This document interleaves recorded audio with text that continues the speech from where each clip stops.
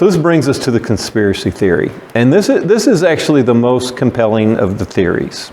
And the idea, and there's lots of alternatives to this. This is the stolen body, or the switcheroo where they crucified the wrong person. You can put that in this category as well. So they either switched the body or they stole the body and concocted the story. Both conspiracy theories. The problem with the conspiracy theory is conspiracy theories don't work. They never work. If more than two people have to lie, it always fails. There's no conspiracy with more than two people involved that survives for any length of time, let alone 2,000 years. Because you can't keep your story straight because it's not true. And you just talk about 500 people keeping their story straight. It simply doesn't, it's not practical to even imagine that it is possible. Plus, the disciples, well, I like the way J. Warner Wallace puts it this way. He says, okay, so you have these disciples who are cowering someplace. They scattered, right? And sometime in 3 days, they get up the wherewithal to go storm the tomb to defeat a Roman guard brigade, which is heavily armed, and they're not. They're fishermen. These are soldiers that know how to kill. And somehow they're going to overwhelm the soldiers without killing them and then steal the body. Why were the soldiers still alive if that was the true case? It doesn't make any sense. The stolen body scenario doesn't make sense because the Roman soldiers are still alive to tell the story. And they say, I'm sleeping, like Jesus said earlier. I was sleeping and they stole the body. It's like, well, how do you know they stole the body if you were sleeping? Well, you know it's a concocted story, and their story falls apart on cross-examination, where the disciples and the other witnesses to the resurrection of Jesus never recanted their story. It never changed over time. And even to the point of torture. Even to the point of torture, even to the point of death. And we'll go a little deeper on that. So, while we cannot completely dismiss the conspiracy concept because it's actually recorded in the Bible, this is what the Pharisees brought up right away. But I think there's evidence that we can use to show that it's not true. And the evidence is, and I don't remember who I stole this from. I think it's from Frank Turek. He had the 3 W's: the women, the witnesses, and the willingness. And what he meant is there's a lot of embarrassing details in the resurrection story. And one of the biggest ones is women. In the first century, women had no value. Okay, you could not testify in a court of law. You were no value as a witness. Yet the gospel stories of the resurrection of Jesus, the first witnesses are women. Well, in our culture, that's no big deal. But in their culture, that's a detail you would have left out. And in fact, the Bible shows us how culturally sensitive this was. Because when Paul recants the resurrection story, you know what part he leaves out? The women. He's talking to the Greeks. He leaves that point out. Well, why did he leave that point out? Well, it would have been a stumbling block to the Greeks. It's an embarrassing detail, but it's in the Gospels. Okay, we know that. In fact, Paul talks about it elsewhere, but in, I think it's 1 Corinthians, he kind of omits that detail. It shows us it was an embarrassing detail, but yet it's in all the Gospels. Another is the foundation of the church, Peter, denies Christ and runs away crying like a little girl. Sorry, little girls, but that's pretty embarrassing, okay? You really think Peter, if he was going to write a concocted story, would describe himself as a little baby running away because I denied my Christ? Of course not. You wouldn't. It's one of those parts of the story that it's embarrassing in the culture. And it doesn't further the story. It's actually a stumbling block to the message. So the only reason for it to be there is if it's true. And then obviously the run away and hide. I mean, only one of the disciples stuck around to see what was going on. That was John. Okay, all the rest of them ran away. And, 3 days later, they're hiding together talking about what we should do. They're not expecting Jesus to come back In fact, they didn't believe the women when the women came. The Bible account's actually very clear. It's like, oh, we don't believe it. We're going to go check it out for ourselves, right? So those are embarrassing details in our culture and even in their culture. So that's really strong evidence. Another is the behavioral changes. The disciples went from cowering and running away to being willing to die for this concocted story. Nobody dies for a concocted story. You might die for something you believe in, and it's a lie. But if you know it's a lie, you're probably not going to die for it. And you're definitely not going to 100% die for it. These are, at least the disciples, the ones we know, were all martyred for this story, and not one of them recanted. 100%. That's not how conspiracies work. The other is the brothers of Jesus. And I think we often overlook this aspect. James and Jude and the other brothers of Jesus grew up with Jesus. They taunted Jesus. It's recorded for us in the Gospels. You're crazy. Come home. You're embarrassing us.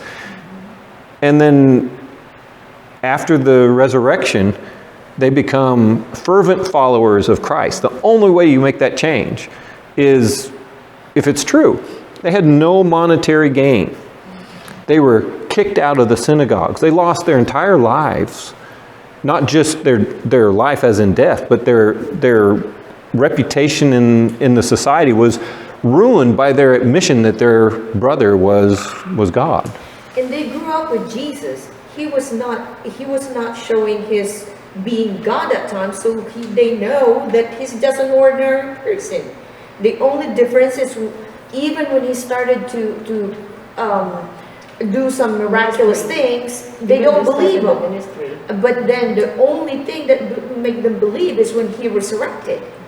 Yeah, I mean, it goes so far as I can't remember which festival it is. They're trying to goad him to go to Jerusalem and go present himself. If he's this big, important person, and Jesus said, well, it's not my time yet, right? But he ended up going anyway. But the brothers were definitely against him and ridiculing him. Well, if you think about it, you're growing with a sibling, and suddenly this guy, after he was 30 years old, is saying, "Bro, I'm God." It's like, what are you talking about? What you eat? It's like, yes, no.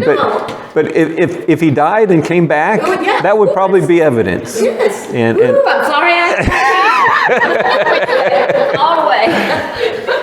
But the brothers of Jesus, especially James and Jude, who we have letters from in our Bible, and James became essentially the head of the church in Jerusalem, not Peter, which is very interesting. It would make sense, but James never recognized himself as authority. That's the difference between your brother is God and I'm the new leader of the movement. James never took that attitude, which is very different from any other movement. Again, that points toward there has to be a reason. No monetary gain, no reputation gain. This actually was a death sentence, not both by the Romans and the Jewish leaders. So this is a big deal that the fact his brothers would make this change. And then the obvious one is obviously Saul of Tarsus. Saul of Tarsus is a zealot for God. And when confronted by Jesus in person, he recognized that he's still zealous for God. He just, now he knows what he's supposed to be zealous for. And it's such a quick conversion. Obviously, the Jewish leaders wanted to kill him. And eventually, we know all the back and forth that we get in the book of Acts. But Saul's conversion is incredible evidence because there's no possible gain for Saul. Saul was part of the Sanhedrin. He was a future leader of Israel, and he gave everything up to be tortured, put in prison, shipwrecked, bitten by poisonous snakes. You go on and go on. He gave up power and influence for the truth. And only the truth can make that change, because there's absolutely no reason for Paul to make that change. There's nothing to personally gain. He already had incredible position. So That's pretty strong behavioral changes that no one can explain away. I think the behavioral changes are probably the strongest evidence of the resurrection, because nobody does this. And the thing is, okay, you might be able to find somebody that you can say might do something similar, but we're not talking about one person. We're talking about a huge group of people that went to their death. And the whole point is, they died. I'm going to say, to die, to be willing to die for somebody for that, that's a whole big deal. Yeah, I mean, we hear in military environments, in war, people will die for their comrade. They'll sacrifice themselves. But if you knew it was a lie, you're not going to die. You're not gaining anything. Your family's going to be ridiculed for your stance. There's no advantage. And the fact that person after person, even today, we forget that they're still martyrs, are willing to die for their belief in Jesus. And if it was a lie, why would they? I mean, Paul says himself, we're to be the most despised if this is not true. So Paul is recognizing that this has to be true, because if it's not, there's no reason. And he lays it right out there when he's writing his letters. It's like, these are the reasons we can have faith. And there were still people alive at the time Paul was writing those letters that can testify that had actually seen Jesus alive. They have no reason to keep lying. And so the apostles died, the disciples died, and Christians throughout the ages have died for this resurrection of Jesus. And there is no equivalent in anywhere in the world's history where people would die for something they knew to be a lie. So at least the eyewitnesses, the original apostles and disciples and Christians and his brother, they all died for this story. And if that's not enough evidence that it was true, then your standard of evidence is too high. Especially when you look at I showed this chart a few weeks ago, you look at the way they died. These are the original disciples. These weren't pretty deaths. These were tortured deaths. Crucifixion. Peter's crucified upside down. Some were boiled. Some were filleted. Filleted means they cut flesh off of you before they kill you slowly. Yeah. If this is not enough evidence for the skeptic, that means the skeptic's standard is just beyond our ability. They're being unreasonable, because these people knew Jesus, they saw Jesus, and the only reason they died is because he rose from the dead.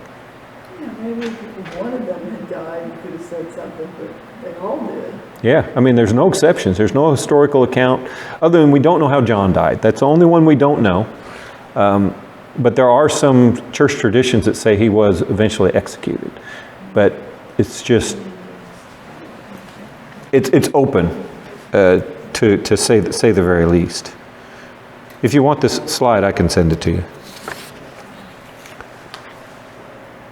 It's okay. Objections to Jesus. We have to be kind to those that have objections. But then we have to ask them enough questions so we can figure out what exactly their objection is, and then address it with the evidence that we have. The evidence that Jesus is an historical figure is overwhelming. To deny that is just to deny history. The claims that Jesus never claimed to be God is just not accurate to what we have accounted for us in the Bible. Now, you can deny the Bible. I can't argue with you about that, although we already talked about the reliability of the Bible. If you're going to deny the Bible, then all I can say is the claims that Jesus claimed to be God go all the way back to his trial, and even before that. There's no doubt that Jesus claimed to be God, so the claims are legitimate. There's just plenty of evidence back to the first century. And then non-Christians, even Muslims who their religion says to deny that Jesus died, will admit when they look at the evidence, there's tremendous evidence that Jesus actually died by Roman crucifixion, just as the Bible depicts. So again, that says the Bible account is accurate up until his death. And then the evidences for the resurrection, well, none of them are slam dunks. I mean, you can't say, oh, this is definitely proof. It's, again, that cumulative case. It's like, why would you include these details in the story if it wasn't true? Nobody would. What would make people that were cowering come out and decide that they want to die for a cause that they had given up already? What do they have to gain by making that change? Why would Jesus' brothers and Paul of Tarsus make such a dramatic change in behavior? It does not make sense. And then people who peripherally knew that Jesus presented himself to after his resurrection, and then the people that learned these stories were so compelled by those stories to be willing to die for him as truth. And that's an extreme amount of evidence. Again, people can deny it, but I can't help the one that's going to unreasonably deny. And we were listening to a talk by Greg Kokel last night. His ministry is called Stand to Reason, and he was saying, if someone doesn't want to listen, you can't convince them. All you can do is present the information, put that stone in their shoe, and hopefully something that you've said they will think about later. Because if they're adamant, if their standard for accepting something is beyond anything that you can provide, then why try to provide it? You just provide them with what is available, and then you can't reason with the unreasonable. Yeah. I want you to listen to one more of these. This is Lee Strobel. You probably know this guy. I like to look at the evidence for the resurrection in 4 categories. The first one is, did Jesus die on the cross? Was he dead? Virtually every scholar on planet Earth concedes that Jesus was dead after crucifixion. We have no record of anyone anywhere ever surviving a full Roman crucifixion. Even the Journal of the American Medical Association published a peer-reviewed scientific medical study of the evidence for the death of Jesus and said clearly the weight of the evidence indicates that Jesus was dead even before the wound to his side was inflicted. Even the atheist New Testament scholar Gerd Ludemann says historically it's indisputable that Jesus was dead. So Jesus was dead. The second category of evidence is the early accounts we have for the resurrection. In other words, I used to think as an atheist that the resurrection was a legend, and that took a long time to develop in the ancient world. But what I learned is that we have preserved for us a creed of the earliest Christian church, a creed that is an eyewitness-based report of the resurrection of Jesus. Now, this creed has been dated back by scholars to within months of the death of Jesus. Within months. That is historical gold. So we've got a news flash from ancient history on the resurrection. Third category of evidence is the empty tomb. And the best evidence for that is even the opponents of Jesus implicitly admitted the tomb was empty. Because when the disciples began proclaiming that Jesus had risen, what the opponents said was, the disciples stole the body. Now they're conceding the tomb's empty, they're just trying to explain how it got empty. So everybody's conceding the tomb was empty. How did it get empty is really the issue, and that goes to the fourth category of evidence, which is eyewitnesses. You know, for most of what we know about ancient history, it comes from one or maybe two sources of information. And yet, for the conviction of the disciples that they encountered the resurrected Jesus, we have no fewer than 9 ancient sources, inside and outside the New Testament, confirming and corroborating the conviction of the disciples that they encountered the risen Christ. That is an avalanche of historical data. So you put all that together and you have a really good case for Easter.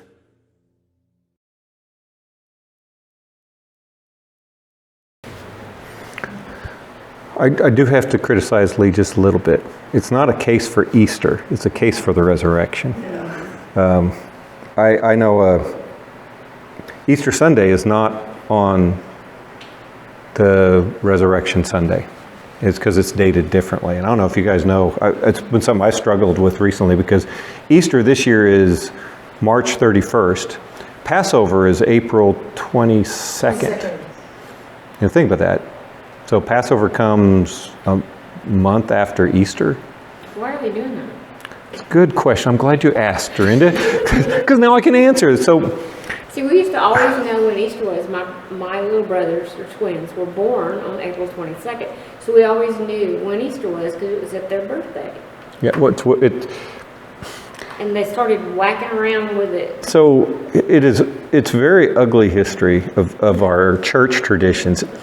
In 325 at the Council of Nicaea, Emperor Constantine edict that the Western churches would no longer celebrate Easter according to the Jewish calendar, and it would be according to the new Roman calendar.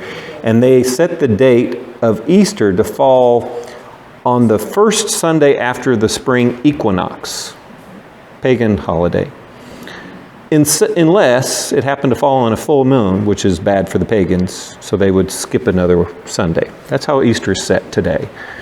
The Eastern churches are just as bad. That's the Eastern Orthodox, the Russian Orthodox, the Greek Orthodox, the Coptic, the Syriac churches, all the Eastern churches. When the Roman Empire split between the Byzantine and the Western Empire, so did the church. And they don't follow the Jewish calendar either. They use the Passover, however, but what they do is they say it's going to be the first Sunday after the first full moon after Passover. I don't know why we're stuck with full moons in Christianity. It sounds a little pagan to me. So the Eastern Orthodox celebrate Easter on May 5th this year. The Western Christian churches on March 31st, but Resurrection Sunday is April 28th. That's the Sunday after Passover. Passover actually falls on a Monday this year, but Okay, 28th. This Passover is 22nd. 28th. Oh, 28th.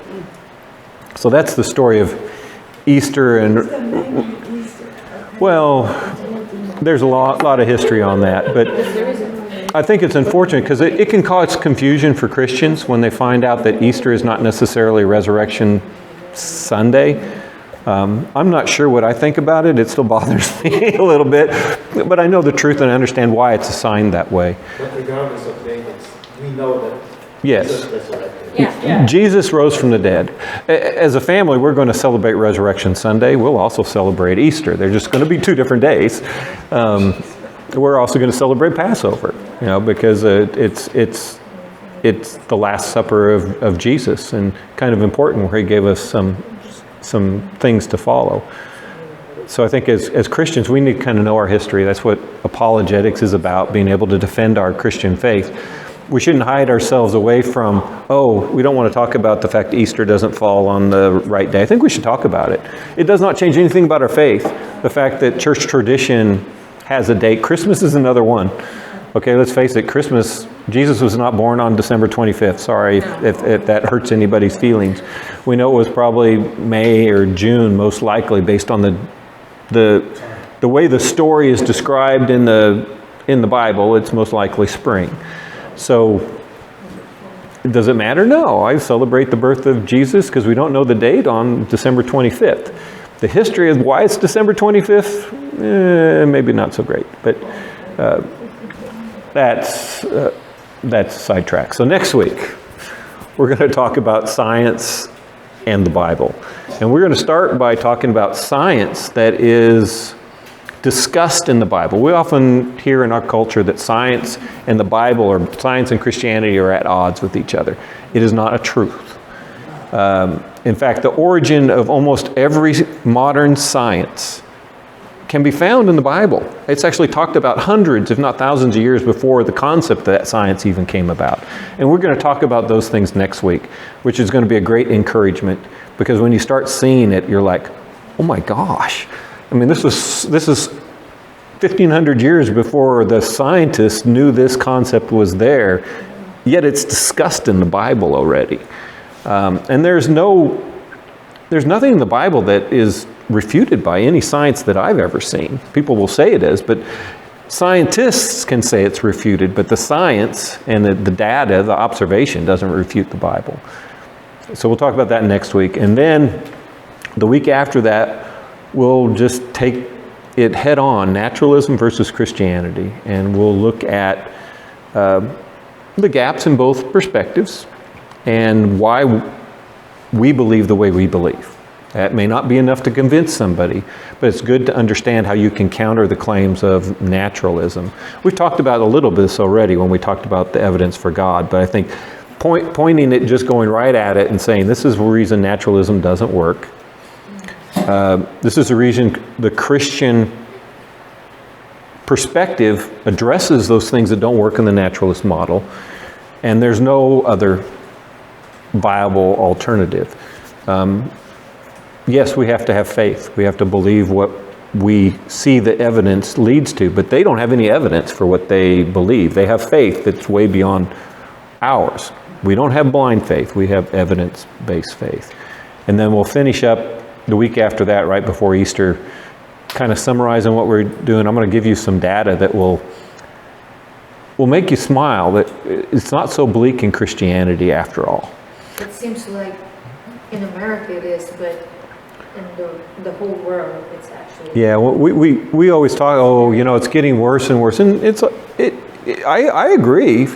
Here in America it seems that way, but the Christian church worldwide, there's amazing statistics out there. And I want to just share those with you because it might give you a little different perspective. We should be encouraged. We still have a great commission to do, and we're not really losing. It just sometimes feels like it sometimes. America maybe, but there's always a chance for revival, even here. Might need to get really hard so we get revival. Well, there's something to be said for that. So that'll be the kind of the wrap up of the class over the next 3 weeks. So go ahead and play a song, and then we'll close. And I'm not going to guess who I put as the song because I didn't remember the first one. Is that Christopher? I think so. Sounds like Christopher. I thought I had it listed, but I obviously screwed up my notes, so oh well. Let me close with prayer. Heavenly Father, thank you so much for this. There's so much evidence of what we believe in, so we don't have to just take it on faith. We can take it on the evidence you've provided for us. Help us to be kind to those that have objections to what we believe, and guide us in how we address their concerns in a considerate and loving way to hopefully pique their interest, to at least look into the evidence that you've provided for us. I'm so thankful for this time together in this fellowship. And I pray all these things in your name, Lord Jesus. Amen.